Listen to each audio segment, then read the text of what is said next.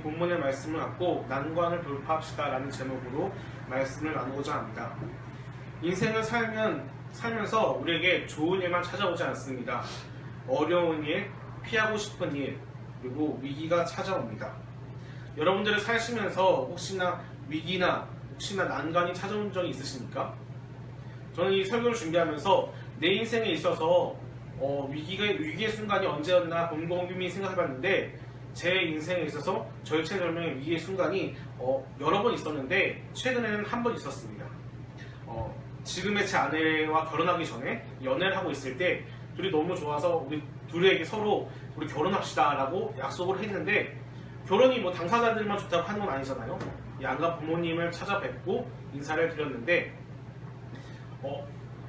지금의 장모님과 장인어른께서는 지금 저에게 둘도 없는 후원자이시고 가장 든든한 조력자이신데 그 당시 저를 별로 탐탁지 않으셨어요.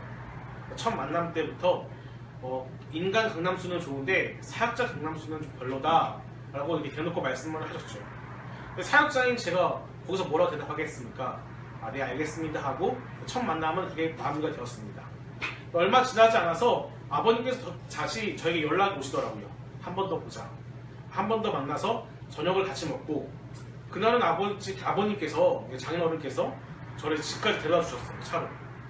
아버님께서 운전하시고 제가 보조석에 앉고 지금의 아내가 뒤에 앉았는데 아버님께서 그러시더라고요. 사역을 포기하든 내 딸을 포기하든 포기했으면 좋겠다. 만약에 사역을 포기하게 되면 공부를 해서 학자로 가게 되면 도와줄 거고, 다른 일을 하게 되면 뭐든 도와줄 테니 사역만은 하지 않았으면 좋겠다 라고 하시더라고요. 생각해보면 이렇게 이해가 되더라고요. 귀하게 키운 딸이 이제 막 전도사로 시작해서 100만원도 벌지 못하고 빚도 엄청나게 많고 물려받을 재산도 없고 앞으로 고생할 날이 창창한데, 이 사역자라는 이 사위가 될 사람은 첫 만남부터 개척을 한다는 둥 그렇게 얘기하니까 별로 탐탁지 않으신 거겠죠. 그래서 저희 그렇게 선택의 순간을 주시더라고요. 제 인생에 사역과 사랑의 위기의 순간이 다가온 거죠. 제가 거기서 뭐라고 대답할까 참 고민이 많았습니다. 이 위기의 순간을 지혜롭게 넘길까 아니면 정면 돌파를 할까 고민을 하다가, 그래 정면 돌파를 하자 라고 하면서 아버님 제가 사역은 헤어지면 헤어졌지 사역은 포기 못할 것 같습니다 라고 말씀을 드렸죠. 저는 그때 모습이 아버님이 굉장히 인상 깊었을 거라 생각했어요. 소신을 지키는구나, 올곧고 절대 타협하지 않는구나. 근데 최근에 알았는데 장모님께서 그러시더라고요. 그 이야기 하고 와서 아버님께서 저 남자는 절대 안 되겠다라고 말씀을 하셨다고 하더라고요. 또 며칠 전에 아내가 그러더라고요. 그 얘기 들으면서 무슨 저런 남자가 다 있나 라는 생각을 했다고 합니다. 어쨌든 결과적으로는 결혼했으니까 다행이죠. 근데 인생에 있어서 이렇게 위기의 순간과 난간이 찾아옵니다. 우리 커피아 교회 2017년도 표가 무엇이죠? 난관을 돌파하라입니다.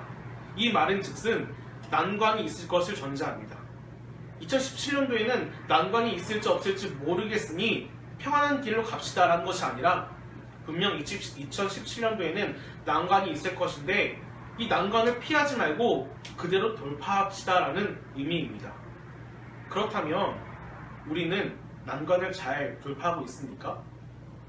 우리 교회는 지금 난관을 잘 돌파하고 있습니까? 어떻게 하면 우리는 난관을 잘 돌파할 수 있을까요? 우리에게 찾아오는 위기와 그 문제적 순간들을 어떻게 하면 우리는 잘 헤쳐나갈 수 있을까요? 오늘 본문의 말씀을 통하여 하나님이 주신 교훈을 얻고자 합니다. 35장은 야곱이 베델로 올라가는 이야기를 담고 있습니다. 이 내용을 이해하기 위해서는 그 앞장인 34장을 이해해야 합니다. 야곱에게는 12명의 아들과 1명의 딸이 있었습니다. 바로 디나라는 딸이었습니다. 삼촌 라반에게서 돌아온 야곱은 세겜 땅에 머물러 있었는데, 하루는 야곱의 딸 디나가 세겜에 살고 있는 여자들을 보기 위해서 외출을 합니다. 그런데 하필 히위 족속의 주장 세겜이라는 사람이 이 디나를 겁탈하는 사건이 벌어집니다. 그런데 이 소식이 야곱의 귀에까지 들렸습니다. 자신의 딸이 험한 꼴을 당했는데도 야곱은 별다른 조치를 취하지 않습니다. 이윤즉슨 자신은 한 가정의 가장이었고 가해자는 한 족속의 추장이었기 때문에 혹시나 자신이 어떤 조치를 취했을 때 그 화가 자신과 자신의 가족에게까지 미칠까봐 아무런 조치를 취하지 못합니다. 그런데 이 소식이 디나가 겁탈당했다는 소식이 야곱의 귀뿐만 아니라 야곱의 아들들, 밖에서 일하고 있는 그 아들들에게도 들렸습니다. 소식을 들은 그 모든 아들들은 한 걸음에 집에 달려왔고 모두 다 근심하였고 분을 내었습니다. 그런데 특별히 둘째 아들과 셋째 아들인 시므온과 레위가 더 크게 화를 내었습니다. 그리고 단 2명이서 아버지와 다른 형제들과에게는 비밀로 하고 그 세겜을 찾아갑니다. 그리고 제안을 하죠. 당신들도 우리와 같이 할례를 받으면 당신의 딸들을 우리가 받고 우리 딸도 당신에게 드리겠습니다. 비록 겁탈은 했지만 디나에게 사랑빠진 이 세겜이라는 사람은 자신의 족속 모든 남자에게 하루아침에 할례를 받게 합니다. 며칠이 지나고 모든 남자들이 극심한 고통 가운데 있을 때 이 시몬과 레위가 쳐들어가서 그 성에 있는 모든 남자를 죽입니다. 그렇게 그 자신의 누이에 대한 복수를 시작한 거죠. 이 사건이 시몬과 레위가 그 세겜과 그 히위 족속에게 했던 일들이 야곱의 귀에까지 들립니다. 그러자 야곱은 시몬과 레위에게 이렇게 말합니다. 창세기 34장 30절입니다. 제가 읽어드리겠습니다. 야곱이 시므온과 레위에게 이르되 너희가 내게 화를 끼쳐 나로 하여금 이 땅의 주민 곧 가나안 족속과 브리스 족속에게 악취를 내게 하였도다. 나는 수가 적은즉 그들이 모여 나를 치고 나를 죽이리니 그러면 나와 내 집이 멸망하리라. 앞서 말씀드렸던 것처럼 야곱은 자신의 딸 디나가 몹쓸 짓을 당하고도 아무런 조치를 취하지 못했는데 그 염려가 아들 시므온과 레위로 인해서 현실이 될 위기에 처해 있는 것입니다. 만약에 우리라면 자신의 목숨과 자신의 가족의 목숨이 위태로운 상황에 처한다면 우리는 어떻게 행동할까요? 돈을 주어서 용병을 사서 자신을 보호하든지 아니면 자기 자신도 다른 족속과 동맹을 맺어서 그들의 힘을 빌려서 자신을 보호하든지 할 겁니다. 그런데 하나님께서는 이 위기의 순간에 있는 야곱에게 찾아오셔서 이렇게 말씀하십니다. 35장 1절입니다. 하나님이 야곱에게 이르시되 일어나 베델로 올라가서 하나님께서는 야곱에게 베델로 올라가라고 말씀하십니다. 그리고 이렇게 말씀하십니다. 하나님께 거기서 제단을 쌓아라. 이 절체절명의 위기의 순간에 내 목숨이 위태로운 순간에 하나님께서는 우리에게 요구하신 것은 바로 예배였습니다. 참 하나님께서는 답답하시죠. 이 위기의 순간이 지나친 다음에 조금은 안정을 찾고 평화로운 다음에 예배를 드리라고 하여도 정말 성의껏 진심을 다해서 예배 드릴 텐데 왜 하필 이 위기의 순간에 찾아오셔서 예배를 요구하신 걸까요? 예배를 드린다고 해서 우리의 위기가 사라지거나 그 문제가 작아지진 않습니다. 하지만 예배를 통해서 하나님의 살 길을 우리에게 보여주십니다. 예배는 모든 문을 열 수 있는 맞는 길은 아니지만 살 길을 알려주는 비밀 지도가 될 수는 있습니다. 이렇게 하나님께서는 야곱에게 예배를 드리기를 요구하셨고 야곱은 이것에 순종합니다. 그런데 순종하는 야곱의 모습이 참 재미있습니다. 2절에 보니까 야곱은 자신뿐만 아니라 자신 집에 모두 자신과 함께 거하는 자 모두가 베델로 올라갈 수 있도록 준비합니다. 1절에는 분명 하나님께서 야곱에게 너는 베델로 올라가라 말씀하셨는데 야곱은 자기 자신과 가족 모두가 함께 베델로 올라가려고 합니다. 이 모습은 에서를 만나려고 하는 야곱의 모습과 상반됩니다. 에서를 만나기 전 야곱은 자신의 아내들과 자식들을 먼저 보내고 자신의 재산을 두 부류로 나눈 다음에 한 부류씩 보낸 다음에 자기 자신은 제일 뒤에 서 있었습니다. 혹시나 하면 자기 자신은 도망가서 살려고요.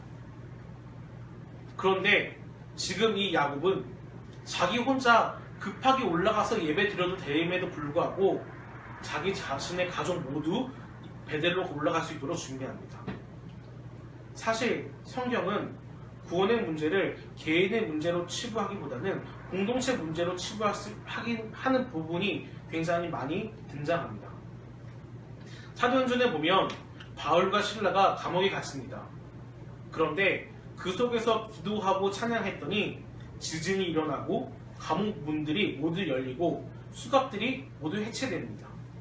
이 모습을 본 간수장이 감옥에 있는 죄수들이 모두 도망간 줄 알고 스스로 자결하려고 하자 바울이 그것을 멈춥니다. 그 간수장이 바울에게 이렇게 묻습니다. 내가 어떻게 해야지 구원을 받을 수 있겠습니까? 그러자 바울이 말합니다. 주 예수를 믿으라. 그리하면 너와 내 집이 구원을 얻으리라. 분명 간수 한 명에게만 말을 하고 있는데 그 간수뿐만 아니라 그 가족 모두가 구원을 얻을 것이라고 말씀하고 있습니다. 이게 무슨 뜻일까요? 내가 예수를 믿고 영접하면 내 가족 모두가 구원을 받는다는 이야기일까요? 아니겠죠. 우리가 하나님을 진짜로 만나고 구원의 기쁨이 있고 복음의 소식이 들렸다면 그 기쁨의 소식을 우리는 감출 수가 없을 겁니다. 마치 한낮에 물을 뜨러온 사마리아 여인이 예수님을 만나고 그 예수님을 만난 기쁨에 감격하여 자기 동네에 돌아가 메시아를 만났다라고 외쳤던 것처럼 우리가 하나님을 진짜로 만나고 영접했다면 예수님을 체험했다면 우리 가운데 진짜 구원의 기쁨과 감격이 있다면 그것을 함께 나눌 것입니다. 야곱에게는 하나님이 찾아오셔서 베델로 올라가는 말씀이 자신이 살 수 있는 구원의 방법인 것을 알았습니다. 그리고 이 구원의 방법을 자신뿐만 아니라 가족 모두에게 나누고자 가족 모두가 함께 베델로 올라가고자 준비하였던 것입니다. 그리고 그는 가족에게서 모든 이방 신상을 받았습니다. 그리고 그것을 근처에 있는 세겜 상수리 나무 아래 묻었습니다. 왜 야곱은 자신 가족에게 있었던 이방 우상들을 세겜 상수리 나무 아래 묻었을까요? 35장 8절에 보면 그 힌트가 나옵니다. 제가 읽어드리겠습니다. 리브가의 유모 드보라가 죽음에 그를 베델 아래에 있는 상수리 나무 밑에 장사하고 그 나무 이름을 알론 바구지라 불렀더라. 이 당시에는 전쟁 중에 있거나 혹은 급하게 이동 중에 있을 때 사람이 죽으면 절차에 맞게 장사를 지낼 수 없으니까 급한 가운데 있으니까 상수리 나무에 묻는 풍습이 있었습니다.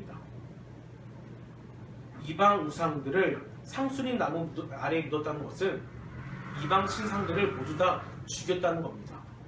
그리고 다시는 그것들을 의지하지 않고 오직 하나님만 믿고 의지하겠다는 야곱의 행동의 또 다른 고백이었습니다. 야곱은 베델로 올라가면서 자기뿐만 아니라 자기 가족 모두가 정결하도록 준비하였고 자기 속에 있던 그 우상들을 모두 죽이는 행동을 하였습니다. 그리고 하나님께 예배드리러 갔죠.